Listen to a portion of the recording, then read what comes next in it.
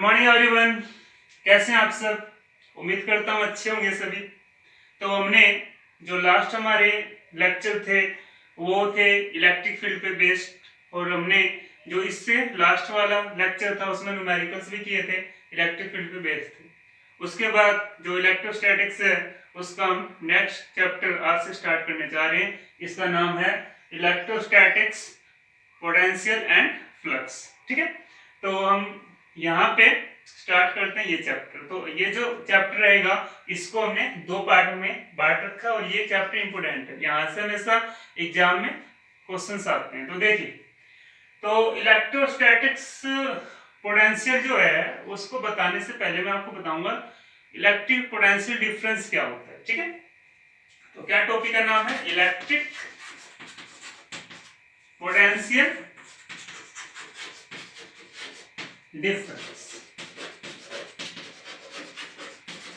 तो यहाँ पे क्या होता है, यहाँ पे हम कंसिडर कर रहे हैं हमारे पास दो पॉइंट है, point A and point B. Point A जो बता रखा है हम यहाँ पे रखेंगे एक चार्ज, जिसको हम क्या बोलेंगे? सोर्स चार्ज या क्यों लिख सकते हैं। और जो पॉइंट बी है यहाँ पे रखते हैं हम एक टेस्ट चार्ज। क्यों नोट से लिखते थे टेस्ट चार्ज को? मैंने पीछे बता रखा है, जो आपके पास इलेक्ट्रिक फील्ड का चैप्टर था उसमें। ये क्या रहेगा आपके पास? Test charge. तो अब यहाँ पे जो टेस्ट चार्ज होता है ये चार्ज पॉजिटिव होता है, और यहाँ पे जो ए पे हमने चार्ज रखा है ये भी क्या है? पॉजिटिव है। अब जब हम इसको यहाँ पे लेके आएंगे तो अपने आप तो आएगा नहीं। क्यों नहीं आएगा? बिकॉज पॉजिटिव एंड पॉजिटिव में रिपल्सन होगा, इससे ये दूर भागेंगे। बट इसको इधर लेके आने के लिए क्या करना पड़ेगा? एक एक्सटर्नल वर्क करना पड़ेगा। इस पे मतलब एक्सटर्नल वर्क लगा के इसको इसके नजदीक लेके आना पड़ेगा, यहाँ पे लेके आना पड़ेगा।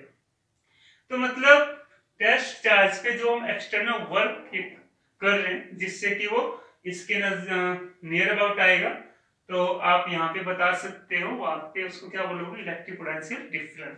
ठीक है, तो यहाँ पे देखें तो यहाँ का पोटेंशियल, नेट पोटेंशियल निकालें या पोटेंशियल डिफरेंस निकालें, वो क्या होगा? V A minus V B, ये इक्वल होगा। वी ए का मतलब है कि जो पॉइंट ए मार रखा है यहाँ पे कितना पोटेंशियल है, वी बी का मतलब है कि बी पे कितना पोटेंशियल है। तो इनका जो डिफरेंस होगा वो इक्वल होगा वर्क डन। ठीक है, कैसा वर्क डन है? एक्सटर्नल, तो हम यहाँ पे एक्सटर्नल लिख देंगे, और यहाँ पे बी से ए को लेके आ रहे हैं, बी टू ए पॉइंट लिख सकते हो, डिवाइड बाय किसे लेके आ रहे हैं? टेस्ट चार्ज को लेके आ रहे हैं, तो यहाँ पे क्या आ जाएगा? क्यों। तो सिंपली दो पॉइंट के बीच में अगर हम इलेक्ट्रिक पोटेंशियल डिफरेंस लिखें तो ये क्या हो जाएगा? V A minus V B, ये इक्वल होगा जो यहाँ पे एक्सटर्नल वर्क डन कर रहे हैं उसको यहाँ पे टेस्ट चार्ज को हम आगे लेके आ रहे हैं। ठीक है, तो लिखिए इसकी डेफिनेशन क्या है। यहाँ लिखोगे the electric potential difference between two points is defined as the amount of work done required to carry a unit positive test charge from one point to another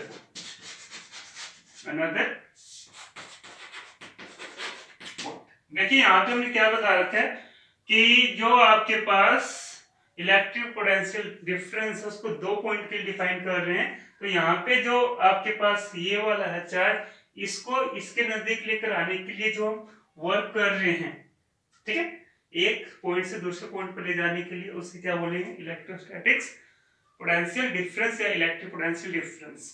ठीक है, अब यहाँ मैंने बताया था कि ये अगेंस्ट हो रहा है इसके, तो हम यहाँ पे क्या लिखेंगे, अगेंस्ट इलेक्ट्रोस्टैटिक फोर्स। ठीक है, ये किसके अगेंस्ट है, इलेक्ट्रोस्टैटिक फोर्स के अगेंस्ट है। तो इसको हम इससे डिफाइन कर सकते हैं, इससे हम ये क्या बोलेंगे, इलेक्ट्रिक पोटेंशियल डिफरेंस। ठीक है, तो इसका फॉर्मूला नोट कर लेना, ये इसका यहाँ पे फॉर्मूला हो जाएगा VA माइनस VB, ये तो रिप्रेजेंट कर रहे हैं पोटेंशियल डिफरेंस को दो पॉइंट के बीच में, और यहाँ पे वर्क है जो कि एक्सटर्नल फोर्स से आएगा आपके पास, और यहाँ पे क्या है, test charge Q naught. Okay, तो अगर हम इसी से डिफाइन करें इलेक्ट्रिक पोटेंशियल क्या होता है, तो देखिए क्या आएगा इलेक्ट्रिक पोटेंशियल। ठीक है, तो यहाँ पे लिखेंगे हम नेक्स्ट टॉपिक इलेक्ट्रिक पोटेंशियल क्या होता है। अब देखो, अगर यहाँ पे देखें तो जो ये वाला ये पॉइंट था, मान लेते हैं ये पॉइंट इंफिनिटी पे, कहाँ पे, इंफिनिटी पे, और जब हम इंफिनिटी से टेस्ट चार्ज को इसके नियर अबाउट लेके आते हैं या इसके पास लेकर आते हैं, तो वहां पे जो आप वर्क कर रहे हैं उसको हम क्या बोल देंगे, इलेक्ट्रिक पोटेंशियल। मतलब अगर यहाँ पे सपोज मैं ये मान लूं कि जो बी पॉइंट है ये कहां पर है, इंफिनिटी पे, ठीक है, और मान लेते हैं कोई भी चीज अगर बहुत ज्यादा डिस्टेंस पे है तो उसकी वैल्यू क्या होगी, जीरो की इक्वल होगी। तो यहाँ पे इसकी वैल्यू को जो VB है इसको मान लेते हैं जीरो, मतलब यहाँ पे क्या होगा, यहाँ होगा VA माइनस V इंफिनिटी, ये इक्वल होगा वर्क बाय टेस्ट चार्ज के। अगर मैंने बताया इसको इक्वल मानते लेते हैं किसके, जीरो के, क्या रहेगा यहाँ पे, ओनली एक पोटेंशियल रह गया, किसका पोटेंशियल रह गया, ओनली ए का। ठीक है, तो इसका जो यहाँ पे ये पोटेंशियल होगा वो इक्वल होगा किसके, वर्क के और by test charge Q naught के। तो हम यहाँ पे क्या लिखेंगे कि आपके पास जो ये पोटेंशियल होगा एक के पॉइंट पे V, ये इक्वल होगा किसके, work by test charge Q naught. तो इसको हम यहाँ पे क्या लिखेंगे, इसको लिखेंगे इलेक्ट्रिक पोटेंशियल क्या होता है। ठीक है, तो इसमें तो लिखा था कि दो आपके पास ये पॉइंट होते थे, बट अगर यहाँ पे देखें तो यहाँ पे ओनली आपके पास एक ही पॉइंट होता है, तो यहाँ पे ये भी लिखने की रिक्वायरमेंट नहीं है। ठीक है, तो इसको आप डिफाइन कीजिए इलेक्ट्रिक पोटेंशियल क्या होता है, लिखिए, इतना नोट कर लें, उसके बाद बताता हूँ आपको। तो इसी में मैं चेंज कर रहा हूँ इलेक्ट्रिक पोटेंशियल क्या होता है। देखिए, द इलेक्ट्रोस्टैटिक्स या electric potential difference between two point हटा देंगे, द इलेक्ट्रिक पोटेंशियल डिफरेंस हट जाएगा यहाँ पे, ओके फिर से लिख देते हैं इसको।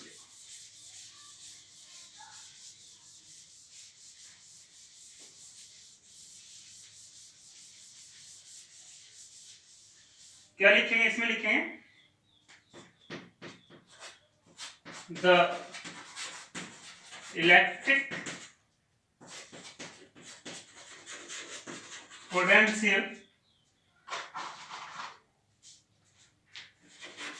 at a point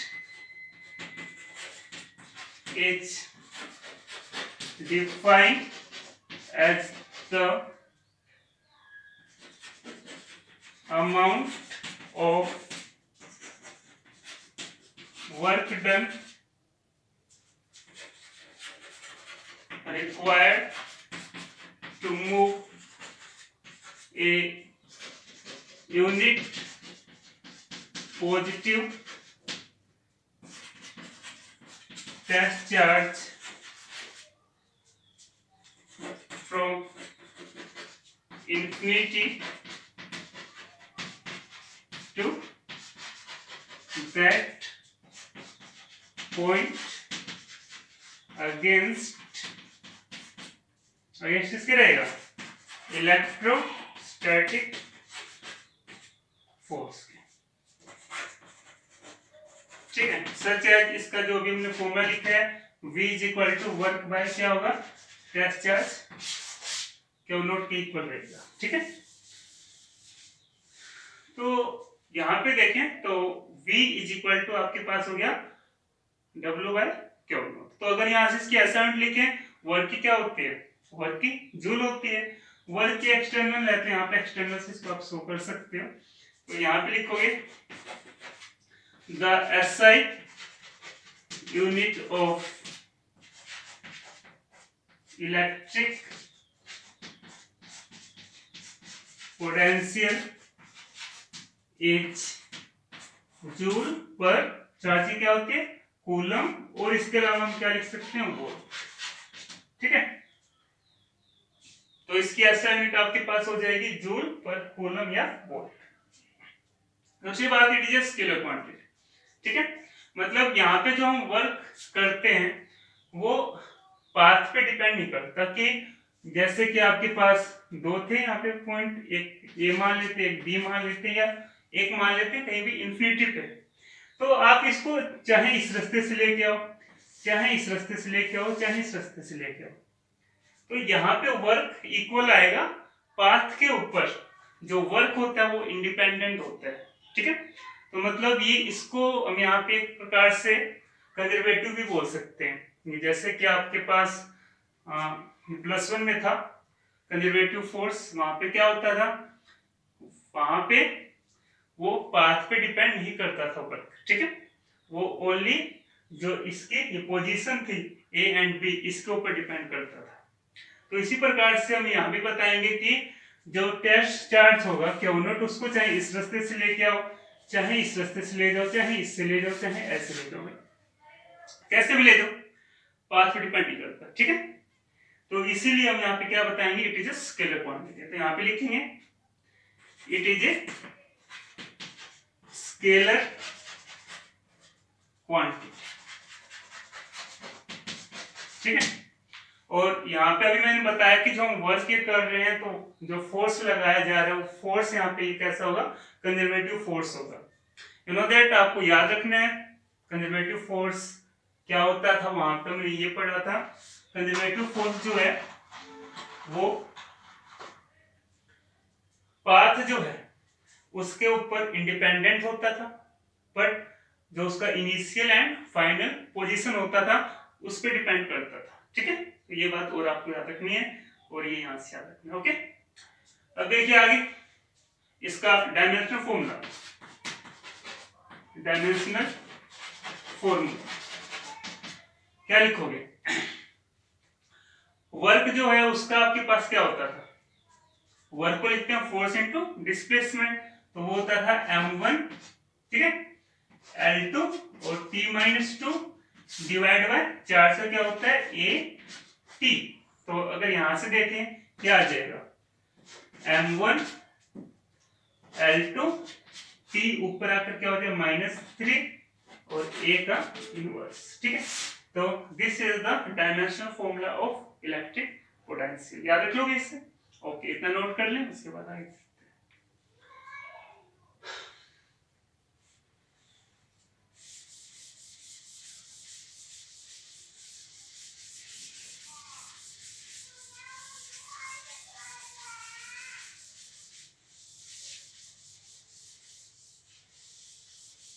जैसा कि अभी हमने यहाँ पे लिखा है, इसकी एसेंट क्या होती है, वोल्ट, तो हम यहाँ से 1 वोल्ट को डिफाइन कर सकते हैं। तो देखिए 1 वोल्ट क्या होगा,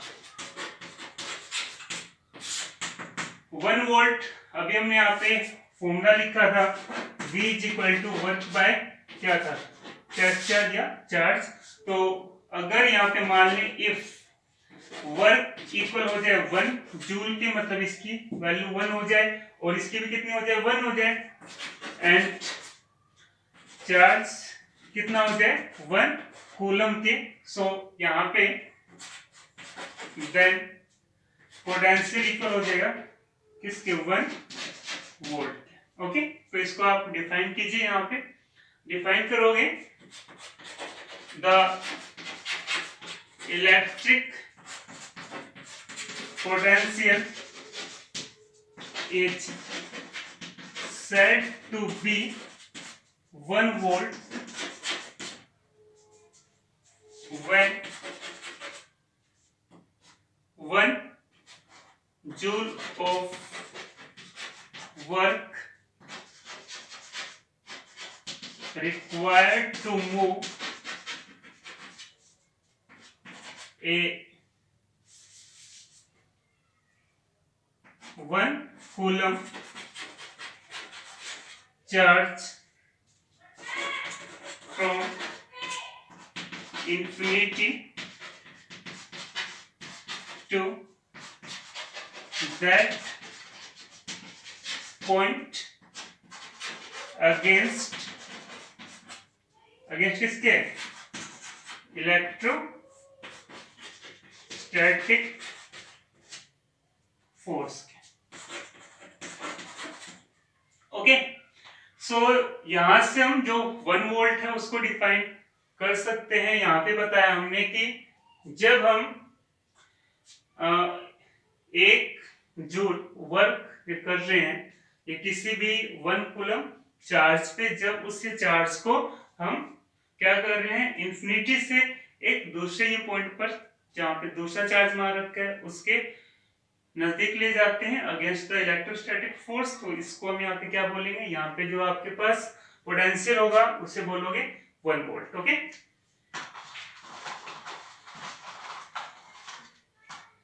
और एक बात यहां से आप नोट कर लेना, क्या याद रखना है, याद रखना है कि जो वर्क होता है वो वर्क जो है पाथ पे डिपेंड नहीं करता, ठीक है। इसीलिए जो फोर्स यहाँ पे लगता है वो फोर्स क्या होगा, कंजर्वेटिव फोर्स होगा, ठीक है। आप यहाँ पे ये भी बात याद रख लेना कि ये ओनली उसका जो इनिशियल एंड फाइनल पोजीशन होता है उसी पे डिपेंड करता है, ठीक है। ये बात नोट कर लेना। ओके, तो नेक्स्ट टॉपिक करते हैं इसके बाद।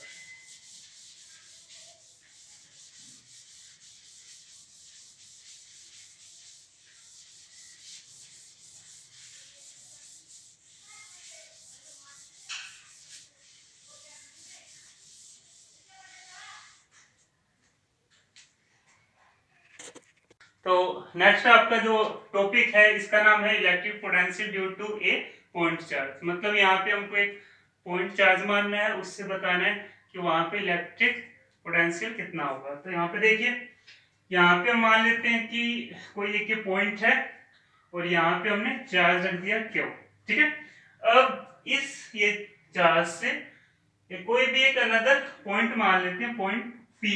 इस जहां पे पी रखा हुआ है इस डिस्टेंस को आर मान लेते हैं, ठीक है।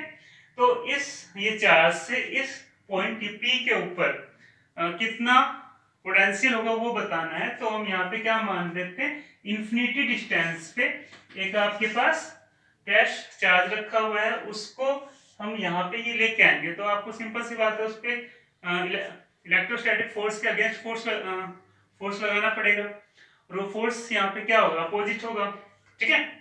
तो जो अपोजिट या अगेंस्ट द इलेक्ट्रोस्टैटिक फोर्स होगा वो फोर्स हम दो चार्ज के बीच में निकाल सकते हैं। फोर्स निकालने के बाद हम यहाँ से इलेक्ट्रिक पोटेंशियल फाइंड आउट कर सकते हैं। तो यहाँ पे कंसीडरेशन लिखनी है आपको, लिखिए यहाँ पे, consider a point charge Q, ठीक है। We find electric potential at point P at a distance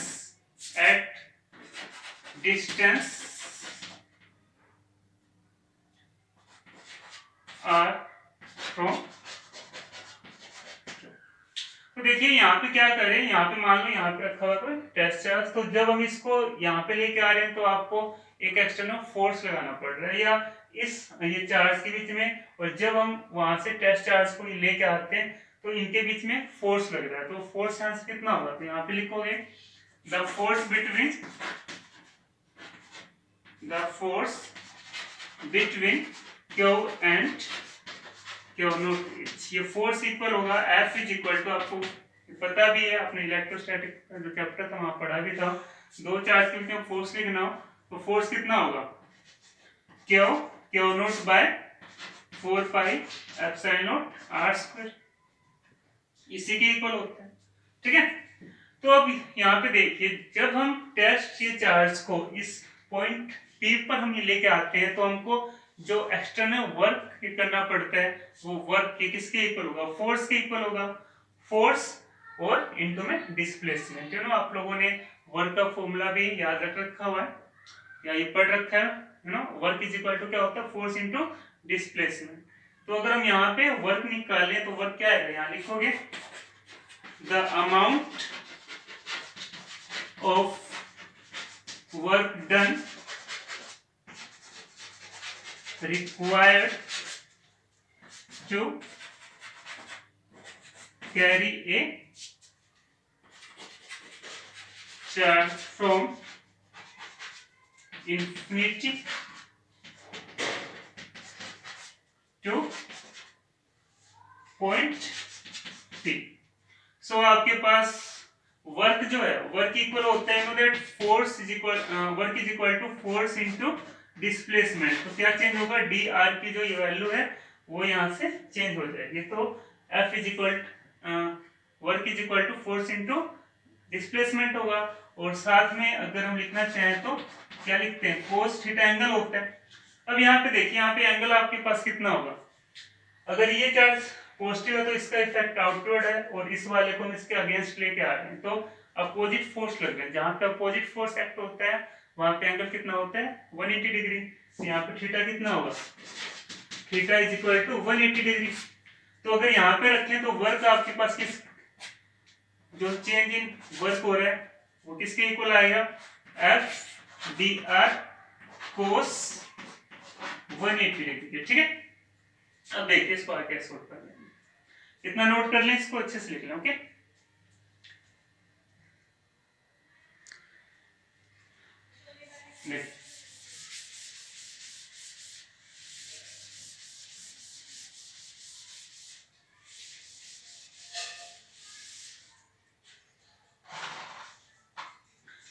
कोस 180 कितना होता है, -1 होता है। तो यहाँ पे आपके पास कितना आ जाएगा, dw is equal to minus F dot D R, और इसको क्या करना है, इंटीग्रेट करना है। तो वहां पे अभी हमने देखा था कि जो टेस्ट चार्ज है उसको हम कहां से ला रहे थे, इंफिनिटी से कहां तक लेके आ रहे थे, आर तक। तो यहाँ पे लिमिट लग जाएगी इंफिनिटी से आर तक, और इसको इंटीग्रेट करना है। एफ की अगर हम यहाँ पे वैल्यू रखें और इसका इंटीग्रेशन क्या हो जाएगा, डब्ल्यू, और एफ की यहाँ पे रखें तो यू नो क्या लिखे थे अभी हमने, एफ की लिखी थी Q naught by 4 pi epsilon naught R square dot D R. ठीक है, नोट कर लें आगे।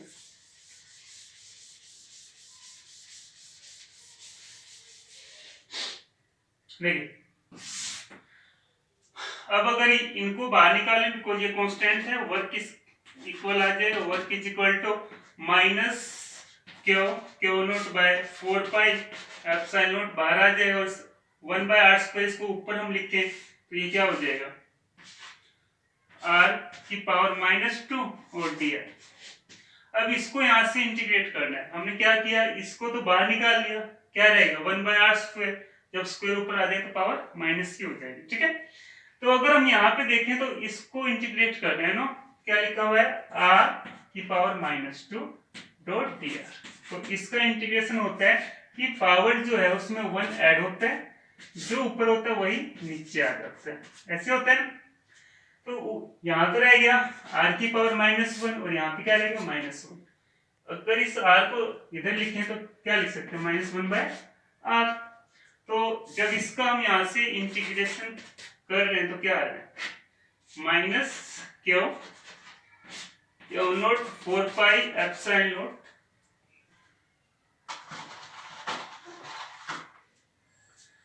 देखिए, और इसका जब हमने इंटीग्रेशन किया ये आया -1 बाय आर, लिमिट इंफिनिटी से आर। ठीक है, और इस माइनस को अगर हम बाहर निकालें तो ये क्या हो जाएगा, प्लस का हो जाएगा, और upper limit minus lower limit यहाँ लिख सकते हो। तो ये आ जाएगा वर्क इज इक्वल टू, अगर इसको माइनस को बाहर निकाल लें तो प्लस का हो जाएगा Q naught by 4 pi epsilon naught, यहाँ पे रह जाएगा 1 बाय आर। एक बार हम यहाँ रखेंगे upper limit 1 by R minus lower limit 1 by infinity. You know that 1 by infinity जो होता है ये 0 के इक्वल होता है, तो पूरा क्या हो गया 0, और ये क्यू नॉट को आप और में ले आते हैं तो यहाँ पे आ गया w by Q naught and it is equal to Q by 4 pi epsilon naught R. ठीक है, ये यहां से बच जाए। अब आपने ये पढ़ा है वर्क बाय टेस्ट चार्ज किसके इक्वल होता है, work by test charge equal होता है पोटेंशियल। ठीक है, तो हम यहाँ पे क्या लिख देंगे, potential V is equal to Q by 4 pi epsilon naught R के इक्वल आ जाएगा, और 1 बाय 4 पाई एप्सिलॉन नॉट ये किसके इक्वल होता था, के इक्वल होता था, तो और हम इसको क्या लिख सकते हैं, V इज इक्वल टू के क्यू बाय आर। तो ये रिलेशन है, ये हमको याद रखना है, आगे इनका यूज होगा। ठीक है, तो इसको अच्छे से नोट करें नोटबुक में, और इसको 1-2 बार अपने आप करके देखें। ठीक है, और आगे के जो टॉपिक है उसको हम नेक्स्ट लेक्चर में करते हैं। Okay, thank you.